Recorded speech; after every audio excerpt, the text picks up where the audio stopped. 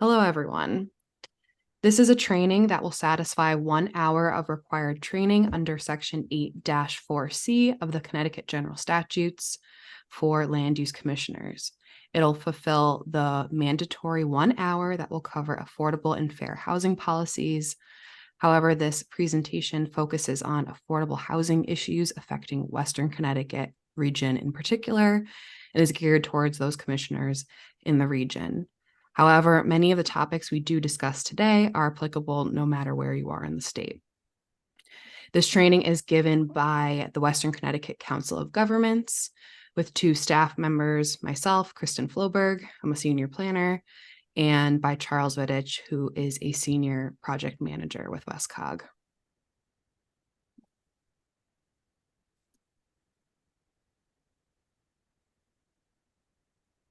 Okay, to get started. So we base this presentation off of the guidelines that were provided by the Office of Policy and Management. We'll be covering some background information on demographics and kind of the state of housing in Western Connecticut right now. We'll discuss some affordability issues before getting into some basics about the Fair Housing Act. We'll talk about Connecticut affordable housing in general, but also the appeals listing. And then we'll discuss some strategies for planning commissions and also zoning commissions on how to improve affordable housing conditions in the region. This, just to note that this is only a 1 hour presentation, so we cannot get into the whole breadth of detail that we could go into on any one of these topics. We would be here for a couple days, probably at least. Each of these could be a college course in and of itself. So just to keep that in mind, this is more of a primer course on affordable and fair housing. Okay, so getting into background information. So since this is intended for land use commissioners, the Western Connecticut Council of Government does not typically work directly with the commissioners. So we wanted to give some background information about what WestCog is, just so you can know where we are coming from in this training. So some background information. There are 9 regional council of governments in the state of Connecticut that are mandated by the state legislature to provide the geographic framework within which the member municipalities can jointly address common interests and coordinate with state plans and programs. As of 2020, the regional council of governments are now recognized as having a county designation at the federal level, which mostly just means we have some more opportunities to apply for grants, but it's just something to make a connection in your head. We serve the Western Connecticut Council of Governments, which is governed by the Council of 18 First Selectmen and Mayors from Greenwich to Westport in the south of the region, up through Sherman and New Milford on our northern borders, and as far as Newtown in our eastern borders. And it also follows the state of New York on our western border. WestCog also hosts 2 metropolitan transportation planning organizations, and we conduct federally required transportation planning activities. Additionally, the state of Connecticut has some additional things that the Council of Governments do. So we also work on things like land use planning, economic development, emergency, and environmental planning. So what is affordable housing? Affordable housing is generally defined as housing that costs no more than 30% of a household's gross income. This also includes costs related to utilities, taxes, fees, etc. It could also be your HOA fees, things like that. In Western Connecticut, there are 70,690 cost-burdened households, according to the American Community Survey 5-year estimates for 2021. This equates to around 1/3 of all households in the region. However, when you do this by tenure type, half of all renters are cost burdened. So there is a lower percentage of owner households that are cost burdened in general.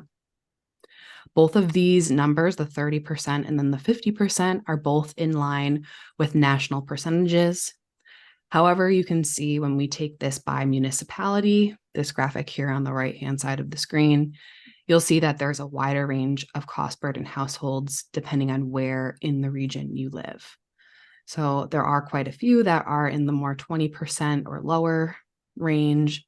However, the three cities of Danbury, Norwalk, and Stamford all have on the higher end of 30%. So 35%, 37%, and 38% of all households are cost burdened in those areas. Moving on to housing production, Western Connecticut has the second largest population base in the state, accounting for 17% of the state's population. Between 2010 and 2020, Western Connecticut was the only region to build more than their share of the state's housing production over that time. And that's that middle pie graph there. All the way on the right, though, there is one that kind of breaks it down by the share of multifamily housing that was built over the same time period from 2010 to 2020. And you can see that Western Connecticut built more than 1/3 of all multifamily housing that was built in that time. So here we are looking at a chart that shows the median single-family housing prices over the last about 20 years here. So in the last 20 years, the median single-family housing prices in Connecticut climbed from $172,000 to $330,000, or taken by a percentage, that's 92%, so almost double. Most of the region was not affected as greatly as the state as a whole, except for the outliers of Darien, Greenwich, and Westport, all three with having more than doubling of housing prices in the last 20 years. Over the same time period, however, median household income increased by only 55%, from $54,000 median household income in 2000 to $83,572 in 2021. So a big part of the housing affordability issue is that incomes are not tracking with household costs, making everyone have to squeeze their dollar a lot more to be able to provide for food, for other activities, education, etc. Okay, another affordability challenge that we wanted to talk today about was paying for more with less occupants. So to break that down further, this the line graph at the top of the screen is the national average new single-family home size and also the sales prices in the United States from 1973 to 2017. So those single-family homes have typically gotten larger year over year, with the average size in 1973 being just under 1,700 square feet to about 2,650 square feet in 2017, or more, or increased by 56% in that kind of 50-year period. Sales prices, on the other hand, you can see tracked closely when plotted next to each other. However, it's quite a bit of a story here. Sales prices in 1973 averaged at $35,000 for a single-family home, and in 2017, it was $386,000, or if multiplied out, that's 11 times difference in that 50-year period. So separately, over the same time period, we plotted the average household size in the United States, and you can see that over the same time period from 1973, there was 3 people on average per household.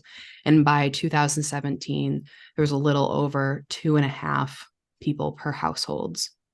So this is one thing to consider, is that American houses are getting larger and subsequently more expensive, all for less occupants. So more square footage per person. So it's going to be more expensive. Next, we're going to talk about median monthly housing costs by tenure type. All the way on the left-hand side of your screen, the legend, you can see that in purple, we have median owner costs with a mortgage. In green, it shows the median owner costs without a mortgage. And then in blue is median rent. So first, we'll talk about median owner costs with a mortgage in 2021 in Connecticut is $2,192 compared to the US at $1,697. But in Western Connecticut, median owner costs can range from $2,213 in New Milford, in Danbury, to well over $4,000 in Darien, Greenwich, New Canaan, Weston, Westport, and Wilton. It's interesting though, because we don't actually know the median cost for those 6 towns that I just mentioned. You'll see those 6 purple kind of arrows because the US Census does not capture median owner costs with a mortgage over $4,000. So it could be even higher than that. Moving on to median monthly owner costs without a mortgage. And you can see that here in the United States, it's about $5,000 or $500 here in green. And then you can see for much of the region, it could be upwards of 3 times that amount, especially in those 6 municipalities that I mentioned before. It could be even higher. So anywhere from about 2 to 3 times the average cost for the United States. Median monthly owner costs are in green here, yes. So moving on to median rent in 2021 in Connecticut is $1,260. But when you compare that to the United States, it is $1,163. So really not that big of a difference, about $100 a month. However, when you go and look at the Western Connecticut rent, is nowhere near that. In the majority of the region, rent can range anywhere from $1,350 in Bethel and New Milford to over $3,500 in Weston and in some of the other areas in the region. Okay, our next affordability challenge that I wanted to bring up today was parking. So as many of you know, Western Connecticut does have a lot of density, especially along the coast, in the southern municipalities, and along the Route 7 corridor and parts of I-84 in the northern part of the region. When taking that with the high costs of land and some planning efforts to avoid large swaths of non-activating surface parking, much of the region does actually have structured parking associated with housing. Seth Goodman from Reinventing Parking quantified how much structured parking adds to the cost of development. That's what this graphic is here. He found that the national average cost per garage spot to build is $18,000. And that is the average across the country. But you can see here on the arrow here that there's some places a little bit closer to home. So we might imagine that it's even more expensive than $18,000. When you take that by month, that works out to be $225 of monthly rent per spot, which can add, if you remember from our last graphic, anywhere from 10 to 20% to someone's rent just for one spot of parking. But a lot of times there's requirements for more than one spot for a housing unit. The cost of owning a car and paying other hidden costs like your insurance, your gasoline, things you don't necessarily think of day to day, add in to the factor of whether or not you want to own a car as someone who needs more affordable housing. So this $225 can be a large percentage of someone of a lower or moderate income household, just making it that much more difficult to live in the region, in the state, when you couple parking with your rent. So many transportation professionals have a way to get around this, and it's letting the residents decide if they want to pay for a spot that they don't. If they want to pay for a spot that they need, maybe they have a job somewhere that they need a car to access. But many times, if you're choosing to live in an urban area, you might also be working there and able to take transit or walk to work and your necessary needs. So you might not need a car. So you can decide. It makes it easier to decide to not have a car if you're not already paying those hidden costs for a free parking space.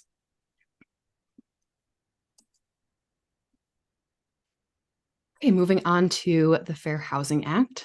The Fair Housing Act is a foundational act in the United States. It ensures that housing is available and fair for all persons in protected classes.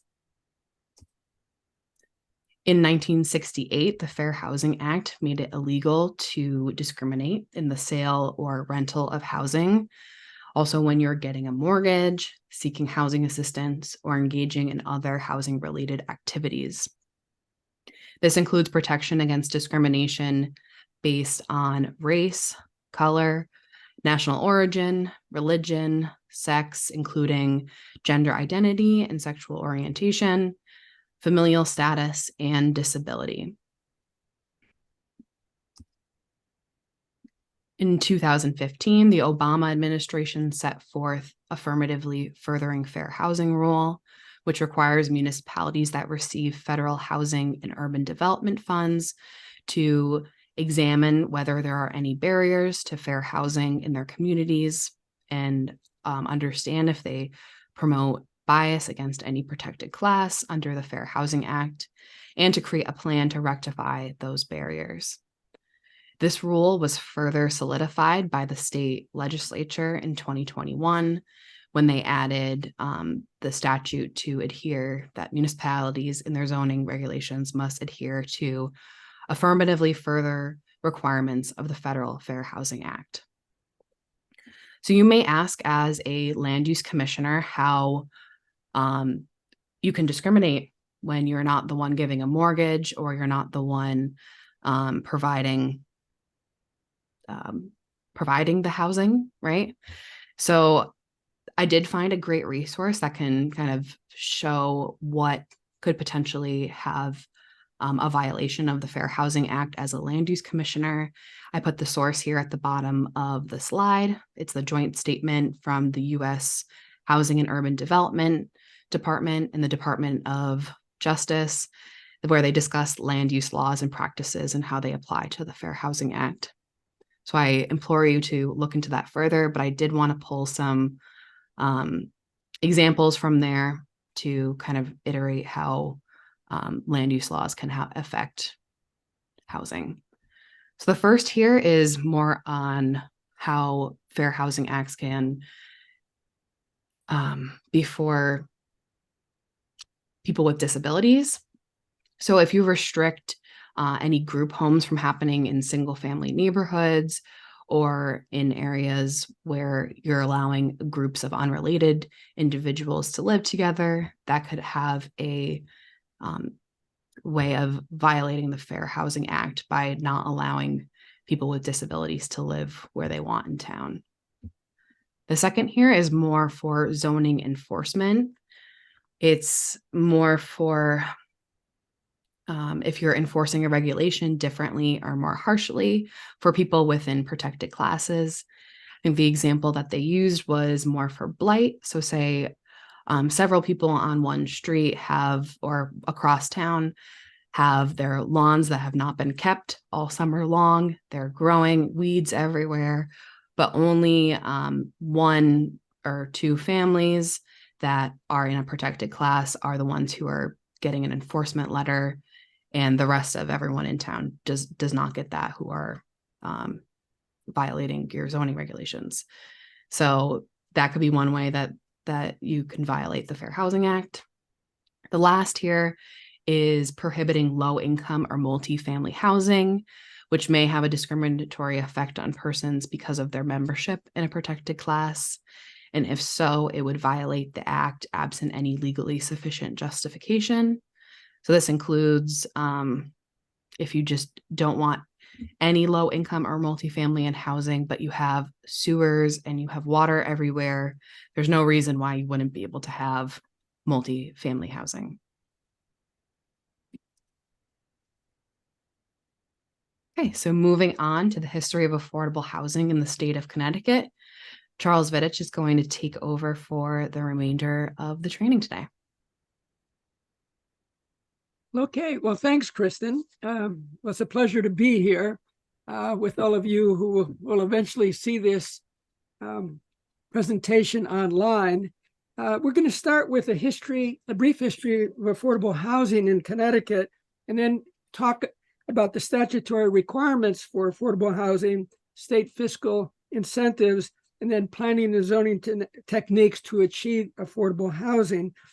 And finally, we'll talk about the role of the municipal housing plan. So you can go to the next slide, Kristen.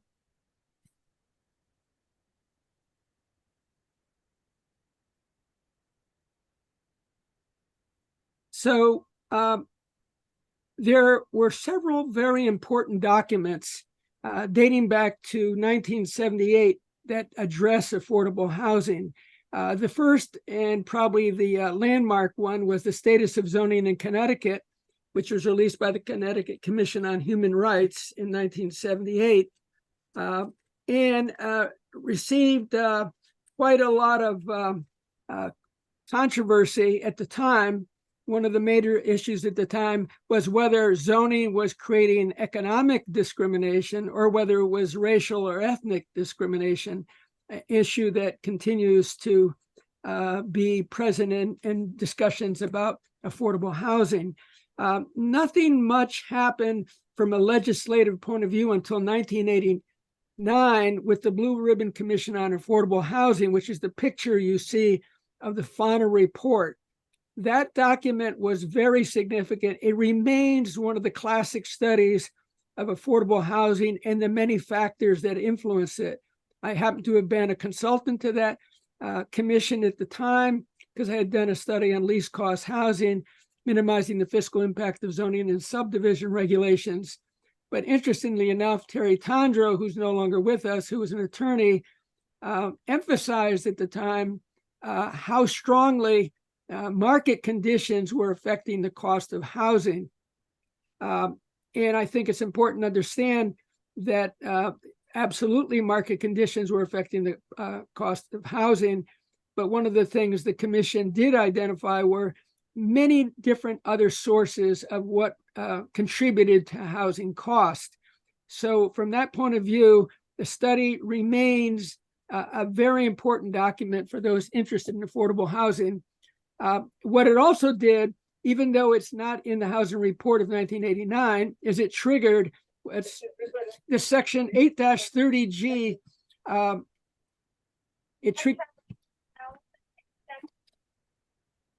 Excuse me, that was a little interruption there. It triggered section 8-30G of the Connecticut General Statutes, which now is the law of the land with respect to affordable housing. And basically, it's been somewhat controversial, and we'll go into it in subsequent slides. And one of the indicators of the controversy is that it's been revised at least 20 times, almost 30 times in the last 30 years, because concerns about it.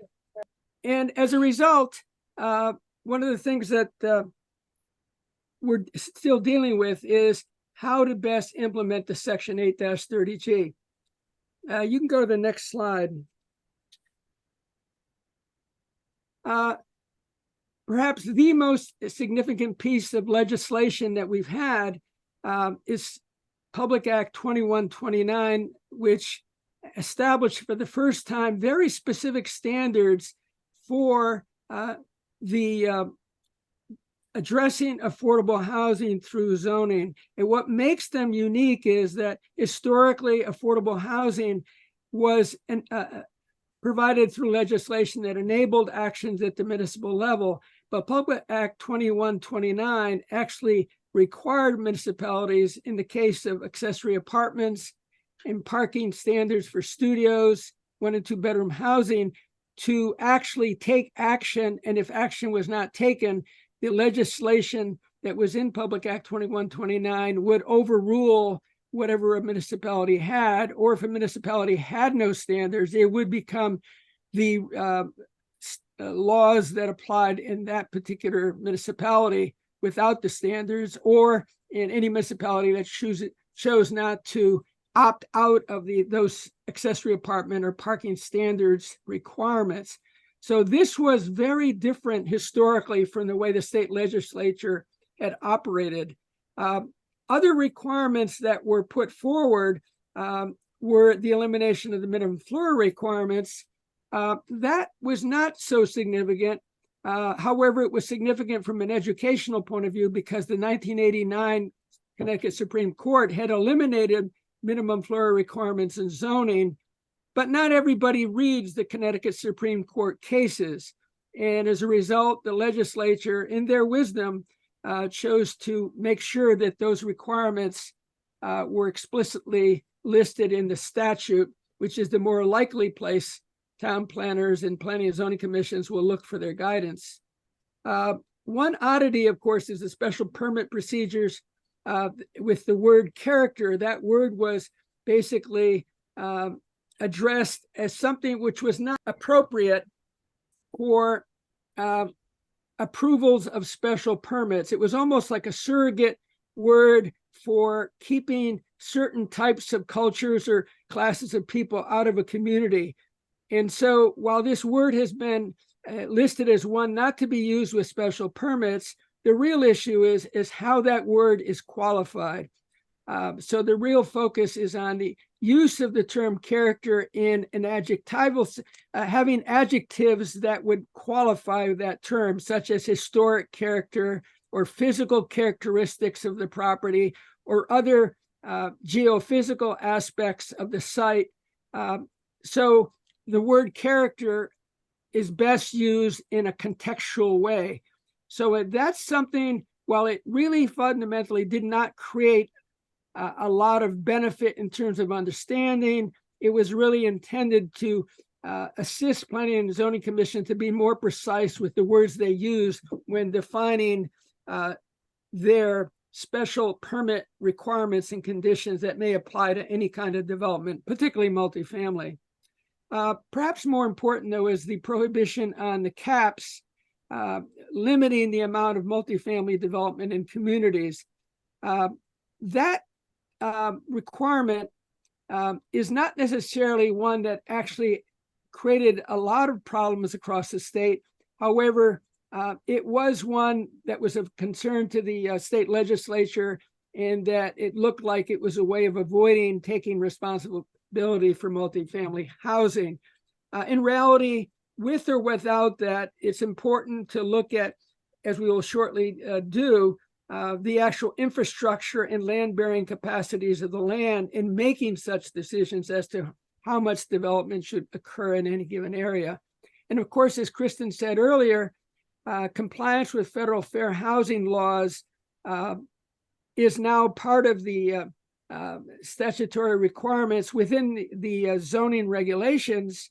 And even if it wasn't understood by Planning and Zoning Commission members or town planners, it is now explicitly in the Connecticut General Statutes concerning zoning. So there's no new law here, but again, it's a form of education for those who reference the Connecticut General Statutes for zoning to understand that this is part of the responsibility of every Planning and Zoning Commission in Connecticut. And you can go on to the next slide here. It's important to understand when we talk about Connecticut affordable housing that there's two kinds of affordable housing. That's the market-based affordable housing, the naturally created affordable housing, which is not driven by statutory requirements to achieve certain amount of housing for low and moderate income families or households, but one that is just driven by the market. In Western Connecticut, we have a market which is extremely expensive for many low and moderate income families compared to the rest of the state of Connecticut. And so affordable housing has to be understood in both ways. One is what's affordable in the market, and then what's affordable to meet the Connecticut Section 8-30G standards, which we'll get into shortly. And so that is something that can be confusing, because the statute, Section 8-30, which we'll get into, has very specific standards as to what needs to be provided in order to meet certain requirements of that law. You can go on to the next slide. So let's talk about the zoning enabling statutes. These are the mandates. The word shall, as appears at the top of the page, is the operative term. So all of the 4 items that we have, all are things that must be done by municipal planning and zoning commissions. Actually, in this case, zoning component of the Planning and Zoning Commission. Number 2, which is really dealing with the issue of affirmatively furthering the purpose of the Federal Housing Act, Kristen has already talked about. That came out of item number 2 from the Public Act 2129 just 2 years ago. Again, this is part of the education of those involved in the land use planning process, and is an important thing given how significant the Fair Housing Act is as a tool for bringing towns into compliance and bringing other parties that are involved with land development and multifamily housing into compliance with those standards. Items 4 and 5 were actually part of legislation in 1991, and they've been around for a while. And to some extent, while these haven't really got a lot of teeth compared to what the Public Act 2129 has, they remain fundamentally good planning concepts. And number 4, to provide for the development of housing opportunities for multifamily dwellings, consistent with soil types, terrain, infrastructure capacity for all residents of the municipality and planning region in which the municipality is located. This is a very good concept. It's dealing with the carrying capacity of the land, soil being one of them, wastewater and water capacity being another aspect of it. But one that's not always fully understood is that it's also within the integration of the region, because the last words for all residents of the municipality and planning region in which the municipality is located.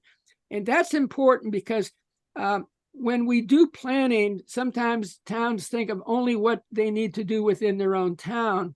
But really, all towns exist within the context of a region, and every region exists within the context of the state.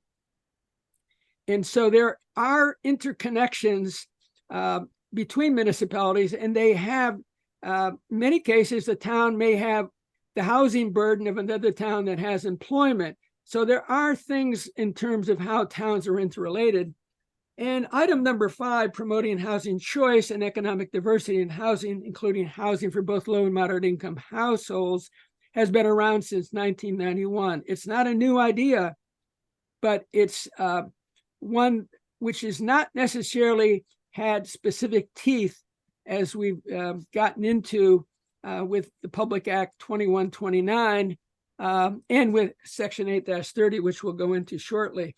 And finally, on this page, there's a statutory requirement that expressly allows development of housing which will meet the housing needs identified in the State Consolidated Plan of Housing and Community Development and the housing component of the State Plan of Conservation and Development.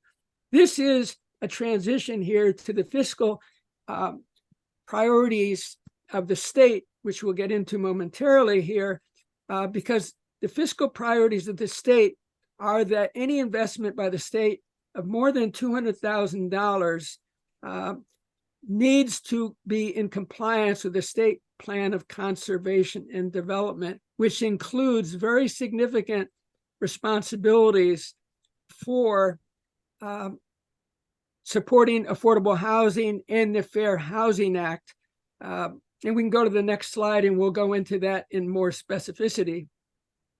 This is the state plan of conservation and development plan for the state. And the map, as you'll see here, is the priority funding areas are the areas where the state has priorities to invest when they have over $200,000 that are allocated to municipal levels of government. And those basically are allocated to four basic concepts. There needs to be existing or proposed sewers in an area that has the yellow, the pink color, or it has to have existing and proposed public water. It also be supported by transit-oriented development, and within a half mile of the transit-oriented development areas, as well as within an urban area, urban center as defined by the U.S. Census.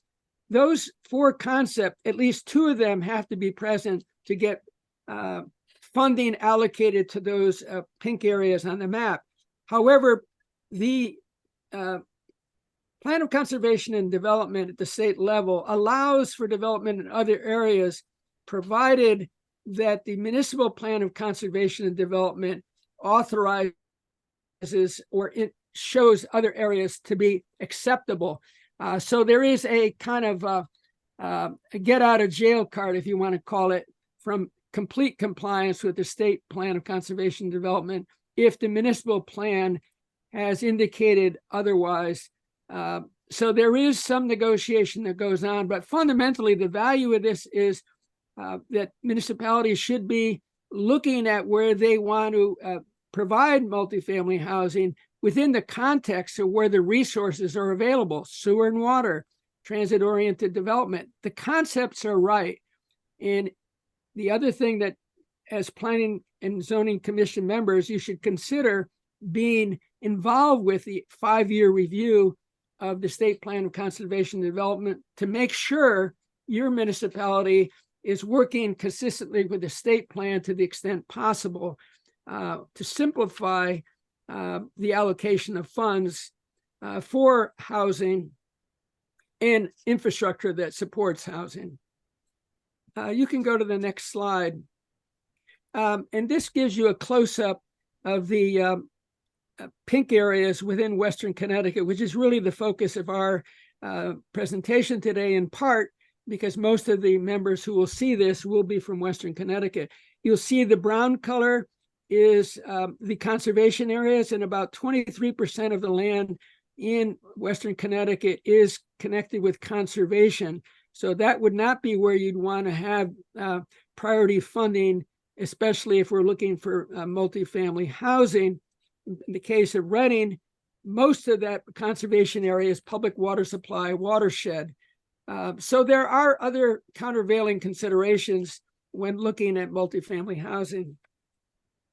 It's important to keep in mind that multifamily housing is something which will need public water and public sewer in most cases, not all cases, but in most cases, especially where it's very high development. And you can go to the next slide. So let's talk about Section 8-30G, which has been mentioned already a few times. That section of the Connecticut statutes is designed to incentivize developers to develop housing regardless of the location within a municipality, because for those towns that have not achieved the 10% of their housing stock as meeting affordable standards as defined by that law, a developer can come in and decide to develop anywhere in town, and regardless of what the zoning regulations have. And if they're turned down, which they may be, they can appeal it to the Connecticut Superior Court in New Britain, which then makes the decision of whether it's acceptable or not acceptable. So it's an override of municipal zoning. And of course, you might guess that would have caused a lot of consternation, and it certainly continues to do so. There's two kinds of affordable housing under that statute. One is assisted housing, which is really financial assistance under any government program for the construction or rehabilitation of low and moderate income housing or housing occupants. And then also for rental assistance under the United States Code or under the Section 8 program, rental housing programs. Those are assisted housing, and they qualify as affordable if that financial assistance is being provided. Particularly, you'll find these programs we'll get into in places more urbanized where they have public housing authorities, or where the Section 8 program, rental assistance program, is being managed. The second part is the set-aside development, which is more common in Western Connecticut than other parts of the state. And that's deed restricted, and a development would have to have at least 30% of its units as deed restricted for at least 20 years to qualify. And it's also for tenants making 80% the state or area median income, whichever is less. And in Western Connecticut, the lesser amount would be the state median income, because the area median incomes in Western Connecticut are much higher. So these are the two critical programs that make Section 8-30 work. You can go to the next slide. Now, in Western Connecticut, you'll see on the left a pie chart that shows the number of affordable housing appeals listings that basically the Connecticut Department of Housing keeps. And the important thing to see here is in the orange color, in Western Connecticut, we have 2,834 deed-restricted housing units, and that represents 13% of all the housing units that we have in Western Connecticut. But if you look at the pie chart for the state of Connecticut, there are only 5,477 units, which represents 3% of the housing under the 830G program for the state. What's interesting to note is that 50% of all deed-restricted housing in Connecticut is in Western Connecticut. And that's a function of the fact that Western Connecticut has really the highest cost housing in the state. And as a result, one of the significant ways to achieve the goals of the 830G program is through deed restriction. We have a much smaller amount, as you can see, in terms of the CHFA, which is the Connecticut Housing and Finance Authority, or USDA, the U.S. Department of Agriculture, low and moderate income mortgages. We only have 8% of our housing stock that's affordable under 830G, whereas the state as a whole has 14%. So different strategies have been used, but really our municipalities in the more rural and urban areas, 8 of our municipalities in Western Connecticut, especially in the northern tier areas, should be taking advantage of the U.S. Department of Agriculture low and moderate income mortgage program. It is extremely useful. You can go on to the next slide.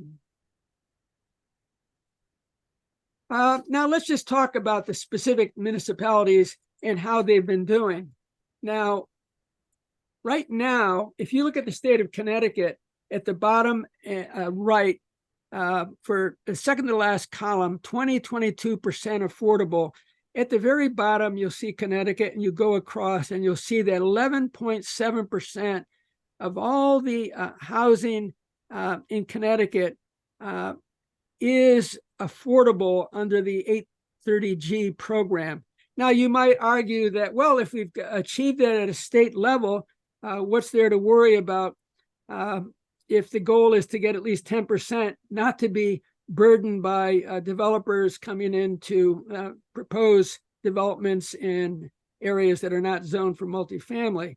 Well, the reality is that this 830G program is not a statewide average program. It's not a region-wide average program. It's every town must reach the 10% threshold to be immune to developer proposals that enable them to go to the Superior Court to adjudicate whether they can do it or not.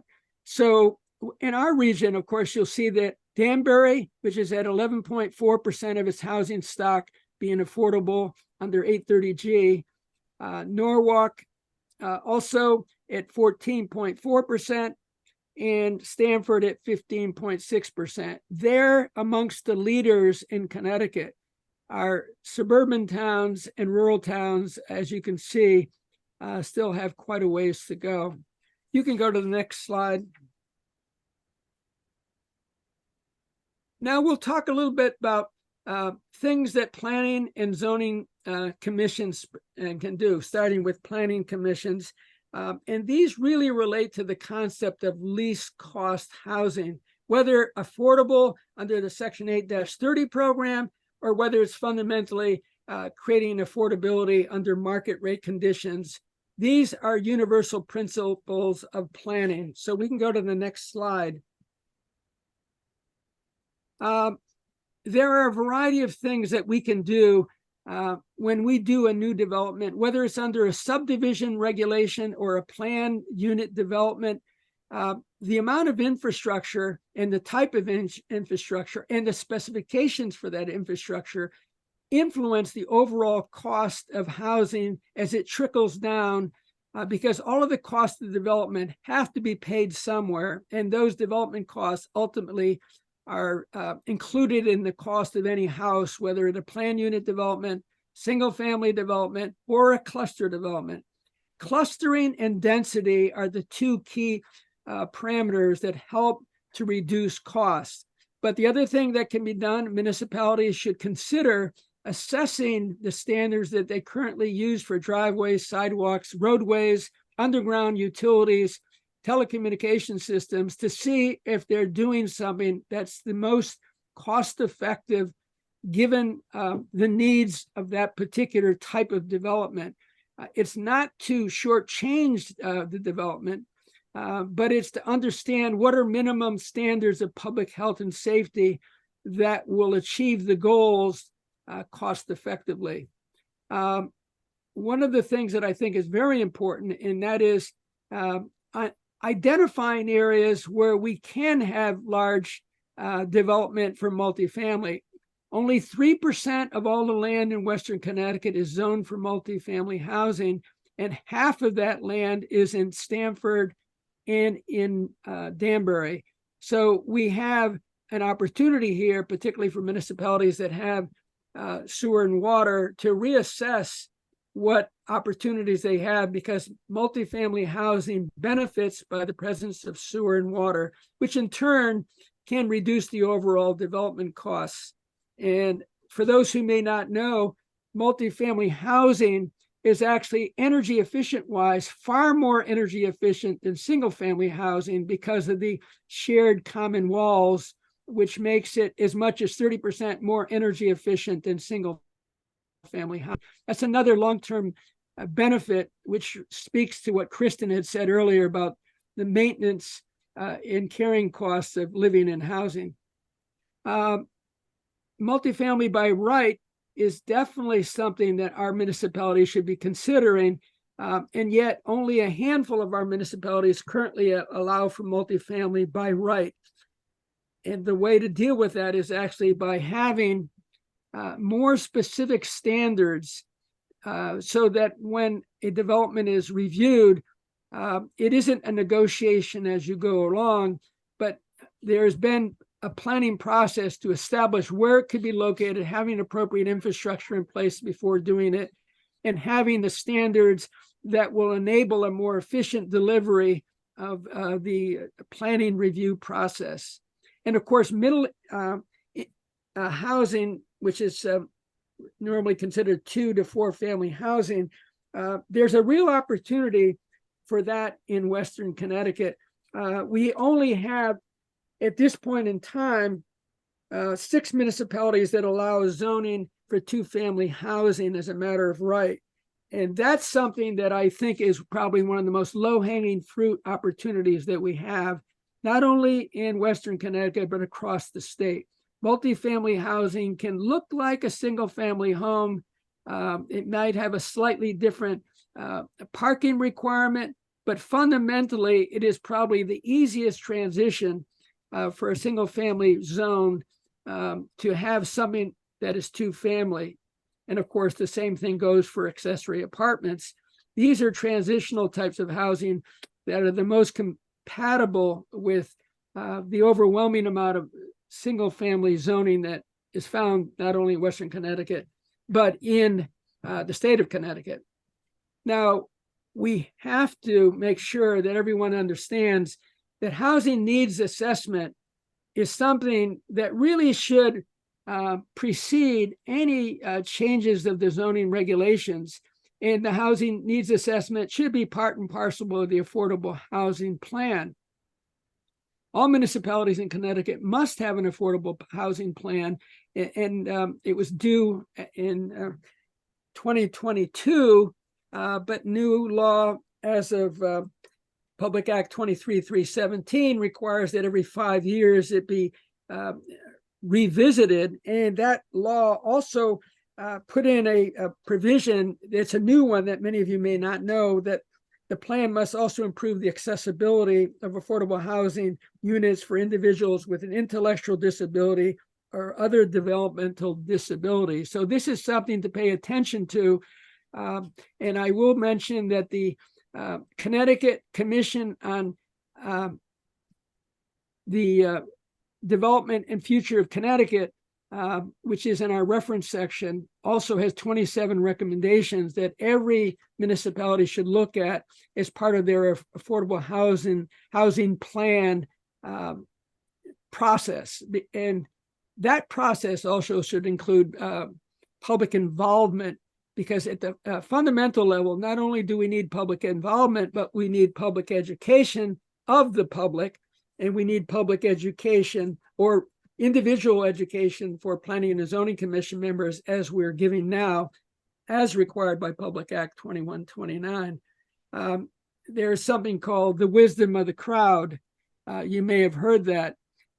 When you bring more people together, the chances that you have more people at a meeting will mean that you'll have better ideas brought forward. So public involvement is a fundamental element, not only of planning and zoning, but really of our democracy. And you can go to the next slide. Finally, our last discussion here deals with the zoning strategies for affordable housing. Well, let's start with the definition of family. That is a key variable. A lot of times we don't realize that the definition of family, if it's limited to blood, marriage, and adoption families, can be actually a disincentive or a barrier for families who are of unrelated individuals, or individuals who chose not to get married, or people who are a common law marriage, or it could be just unrelated individuals who are keeping a house together. All of those are issues that affect affordability, because when you have 5 people sharing a house, the cost of rental or ownership can be divided 5 ways. So affordability is also related to non-structural issues, not the size of a house, but what are the behavioral characteristics of that house and how people live and work together. That's similar too with the letting of rooms. In Western Connecticut, we have some municipalities that do not allow letting of rooms. And for a municipality where you have elderly people who need assistance or have financial concerns, not being able to pay the rent, letting of rooms is a way to achieve some reduction of their costs, whether they own the property or not. And letting of rooms is allowed in some municipalities, but it's something that Planning and Zoning Commission should take a look at. Similarly, while the accessory apartment regulations have been discussed quite a bit here already in terms of the opt-out provision, Accessory apartments are a very valuable technique for expanding housing opportunities within the single family home, just like the letting of rooms. The incentive zoning, density bonus issues, and inclusionary zoning are all three related concepts. Incentive zoning is a state statutory program which is run by the Connecticut Department of Housing, which stipulates what type of housing can be developed, and in exchange, they provide some financial benefits. However, there are concerns that it doesn't provide sufficient number of financial benefits. So in Western Connecticut, really few have actually adopted the program, yet we have 14 municipalities in Connecticut that use the principles that incentive zoning to achieve the same objectives without state oversight. Inclusionary zoning has just been defined by the statutes and basically establishes a deed restricted requirement under Section 8-2I of the zoning enabling statutes. So the only issue here is that if you were to use inclusionary zoning as a term in your zoning regulations, it needs to be consistent with what that Section 8-2I says, or you will have some issues with possible litigation. Finally, the fee in lieu of requirements. Western Connecticut is leading the way. We have 7 municipalities that are doing this, but it makes most sense in municipalities that have the fiscal resources and the staffing resources to manage the use of those funds that may be generated. But perhaps more importantly, unless municipalities have an enormous amount of development going on, without a lot of development, it's hard to develop the fee. So if your municipality doesn't have a lot of development, it's hard to develop a fee that would then be used in lieu of housing, which could be developed by the municipality itself under contract or directly through a housing authority. And finally, of course, we've already talked about minimum floor requirements. They've been eliminated. The building code is basically our standard. Whatever that standard of the building code has is the minimum. And so zoning regulation should not really be talking about minimum floor requirements, both because of Public Act 2129, as well as because of the Supreme Court case from 1989. So that summarizes where we are, and I'm going to turn it over to Kristen for some closing remarks. Thank you, Charlie. So our last slide here is just some resources that we discussed today during the presentation. You can look into them in further detail for yourself. Charles and I actually were the writers and the project managers for the Western Connecticut Regional Affordable Housing Toolbox that came out in 2021. So it's still a fairly recent document. So you can take a look at that and explore a lot of these strategies and discussion items that we talked about in greater detail. There's also a list of resources in that toolbox, far more than what we have right here. It's pages and pages long. So you can really delve in as deep as you want into this subject with all of those different resources. Other than that, that is all we have for the training today. So thank you.